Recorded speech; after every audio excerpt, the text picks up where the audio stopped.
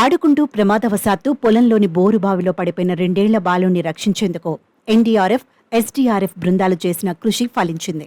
సుమారు 20 గంటల పాటు అవిశ్రాంతంగా శ్రమించి బోరుబావి నుంచి రెస్క్యూ టీం చిన్నారిని కాపాడారు. ఈ సంఘటన కర్ణాటక రాష్ట్రంలో బుధవారం చోటు చేసుకోగా గురువారం మధ్యాహ్నం చిన్నారిని బోరుబావి నుంచి బయటకు తీసుకొచ్చారు. అనంతరం చికిత్స నిమిత్తం ఆసుపత్రికి తరలించారు.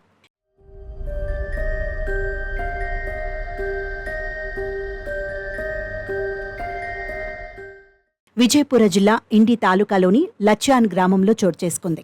ఏప్రిల్ 3వ తేదీ బుధవారం సాయంత్రం సాత్విక్ అనే చిన్నారి ఇంటి ఆవరణలో ఆడుకుంటుండగా ప్రమాదవశాత్తు మూతలేని బోరుబావిలో పడిపాడు.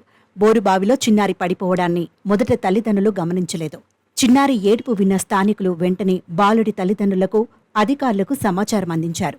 సమాచారం అందుకున్న పోలీసులు, రెస్క్యూ సిబ్బంది వెంటనే సంఘటనా స్థలానికి చేరుకుని బోర్వెల్ నుంచి చిన్నారిని బయటకు తీసేందుకు సహాయక చర్యలు చేపట్టారు.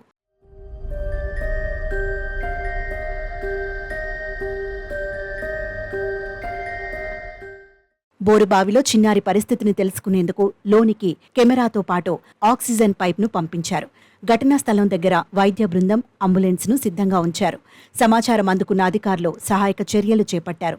అధికారుల సూచనల మేరకు ఎన్డీఆర్ఎఫ్, ఎస్డీఆర్ఎఫ్ బృందాలు బుధవారం సాయంత్రం 6:30 గంటల సమయంలో రెస్క్యూ ఆపరేషన్ ప్రారంభించాయి. బోరుబావికి సమాంతరంగా 21 అడుగుల లోతు గొయ్యి తవ్వారు.